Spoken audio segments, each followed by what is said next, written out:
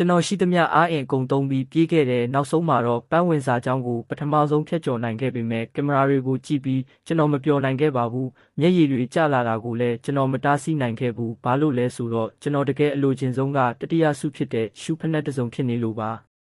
လွန်ခဲ့တဲ့ရက်အနည်းငယ်ကကျွန်တော်ညီမလေးရဲ့ဖက်နှက်ကိုဟင်းသီးဟင်းရွက်ဆိုင်အပြင်မှာထားခဲ့မိတယ်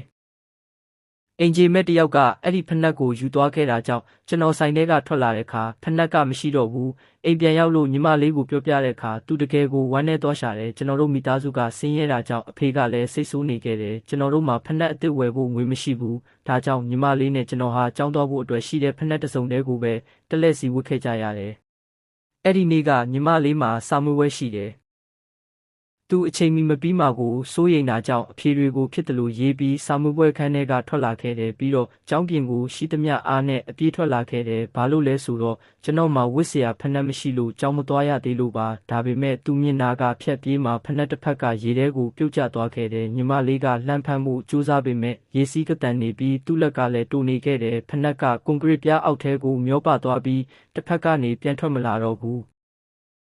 သူငုံကြည့်လိုက်တော့ဖက်နှက်ကအဲ့ဒီမှာတင်နေတာကိုတွေ့ပြီးထိုင်ကိုပါတော့တယ်။ဒါကိုဆိုင်ရှင်တယောက်ကသတိထားမိသွားပြီးကျင်နာတတ်တဲ့အဲ့ဒီလူကတုတ်တချောင်းနဲ့ရေမြောင်းကိုလာရှင်းပေးခဲ့တယ်။ဖက်နှက်ကရေနဲ့အတူမျောထွက်လာပြီးလမ်းဘေးတန်ရှင်းရေးသမားတယောက်ကကောက်ပေးခဲ့တယ်။ညီမလေးကဖက်နှက်ကိုကျွန်တော်စီပြန်ပေးတဲ့အခါဖက်နှက်တွေရေဆိုးကုန်ရမလားဆိုပြီးကျွန်တော်ကသူ့ကိုအပြစ်တင်မိတယ်။သူကတော့ဝမ်းနဲ့ပက်လက်နဲ့ငိုနေခဲ့ရှာတယ်။အိမ်ပြန်ရောက်တော့ကျွန်တော်တို့ဖက်နှက်တွေကိုအတူတူဆေးကြဆက်ပြပူဖောင်းတွေအတူတူမှုတ်ကြရင်းနဲ့လှပတဲ့ပူဖောင်းလေးတွေကိုကြည့်ပြီးစိတ်မကောင်းဖြစ်နေတာတွေကိုခိတမေ့လျော့သွားခဲ့ကြတယ်။နောက်တစ်နေ့မှာတော့သတင်းကောင်းတစ်ခုရောက်လာတဲ့ဆရာကကျောင်းမှာအဝေးပြေးပြိုင်ပွဲရှိတယ်လို့ကြေညာခဲ့တယ်။တတိယဆုကရှူးဖက်နှက်တစ်စုံဖြစ်တာကြောင့်ကျွန်တော်ဆရာကိုအတင်းတောင်းပန်ပြီးပြိုင်ပွဲဝင်ခွင့်ရခဲ့တယ်။အဲ့ဒီနောက်မှာတော့ညီမလေးကိုအဲ့ဒီရှူးဖက်နှက်လေးပေးချင်တာနဲ့ကျွန်တော်နေတိုင်းအပြင်းထန်လေ့ကျင့်ခဲ့တယ်။ပြိုင်ပွဲနေ့မှာတခြားကလေးတွေကအဝတ်စားအသစ်တွေဝတ်ထားကြပေမဲ့ကျွန်တော်မှာတော့ဟောင်းနှွမ်းနေတဲ့ဖက်နှက်တစ်စုံပဲရှိတယ်သူတို့ကိုကျွန်တော်ရှင်နိုင်ပါမလား